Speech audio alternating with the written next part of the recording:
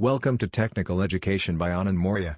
Hello friends, welcome to my YouTube channel. आप सभी का आपके अपने यूट्यूब चैनल पर स्वागत है। आज का हमारा टॉपिक है कि थ्रेसर में बड़े साइज का फ्लाई व्हील क्यों लगाया जाता है। हम सभी ने देखा होगा एग्रीकल्चर सेक्टर में जो थ्रेशर यूज होता है उनमें बड़े साइड का एक बड़ा सा चक्का दिखता है जिसको हम सभी फ्लाई व्हील कहते हैं। तो ऐसा क्या रीजन होता है जिसके वजह से यह इतने बड़े साइज का थ्रेसर में लगाया जाता है। तो आज हम इस कॉन्सेप्ट के बारे में डिटेल से समझेंगे। एक्चुअली हम आपको बता दें, फ्लाई व्हील का यूज इंजन में जनरेट फ्लक्चुएशन को कंट्रोल करने के लिए किया जाता है। एक्चुअली 4 स्ट्रोक इंजन में 4 स्ट्रोक होते हैं जिनमें से हमें केवल एक स्ट्रोक से पावर मिलती है, बाकी 3 स्ट्रोक आइडियल होते हैं जिनमें हमें कोई भी पावर नहीं मिलती। यह पावर हमें फ्लाई व्हील की हेल्प से इंजन को सप्लाई की जाती है जिससे हमारा इंजन स्मूथली चलता रहता है। हम आपको बता दें कि जब हमें पावर स्ट्रोक में इंजन के द्वारा जब कंबशन होता है तो हमें पावर मिलती है।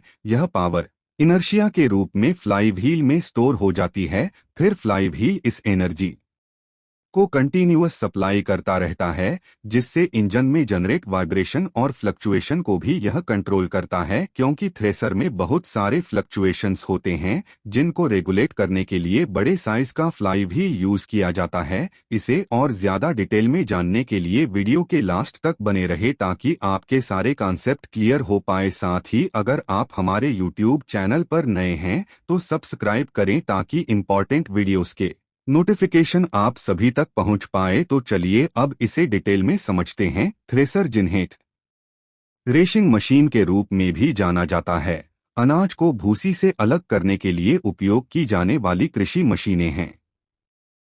वे आमतौर पर अपने ऑपरेशन के एक आवश्यक घटक के रूप में बड़े आकार के फ्लाई व्हील लगाते हैं। थ्रेशर के सुचारू और कुशल कामकाज में फ्लाई व्हील महत्वपूर्ण भूमिका निभाता है।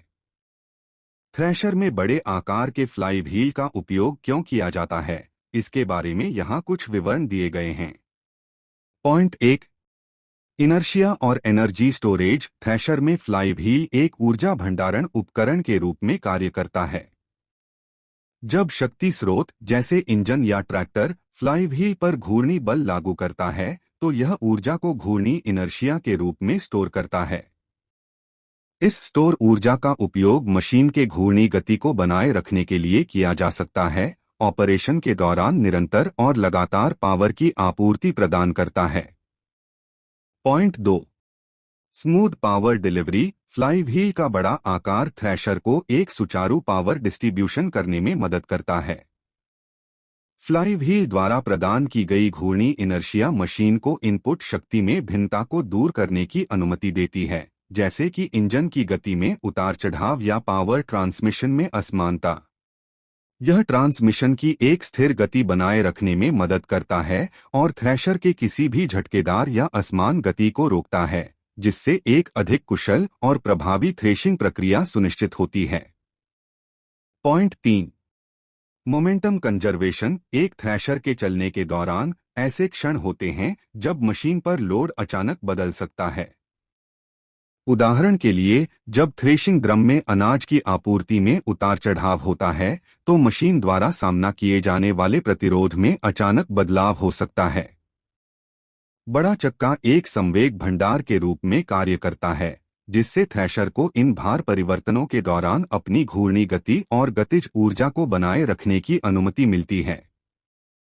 यह संवेग संरक्षण शक्ति स्रोत पर रुकावट या अत्यधिक तनाव को रोकने में मदद करता है। पॉइंट 4, प्रतिरोध और जड़ता पर काबू पाना।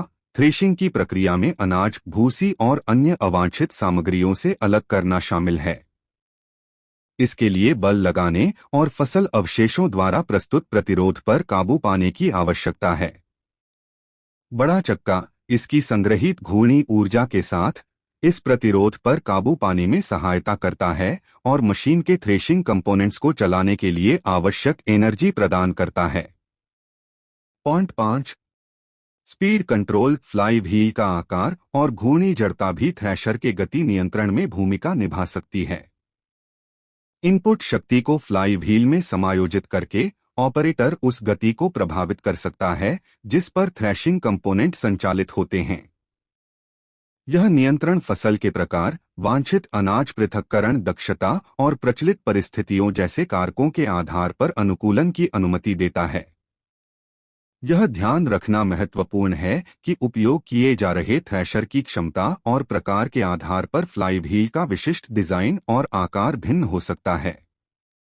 इस तरह से आज के लेक्चर में हमने फ्लाई व्हील के बारे में डिटेल में जाना। इस तरीके के क्वेश्चन इंटरव्यू के पॉइंट ऑफ व्यू से भी बहुत ज्यादा इम्पोर्टेंट है, तो आप सभी इस तरीके के वीडियोस के लिए हमारे यूट्यूब चैनल से जुड़ते रहिए, साथ ही सब्सक्राइब करिए ताकि इम्पोर्टेंट वीडियोस की नोटिफिकेशन आप सभी तक पहुंच सके। धन्यवाद।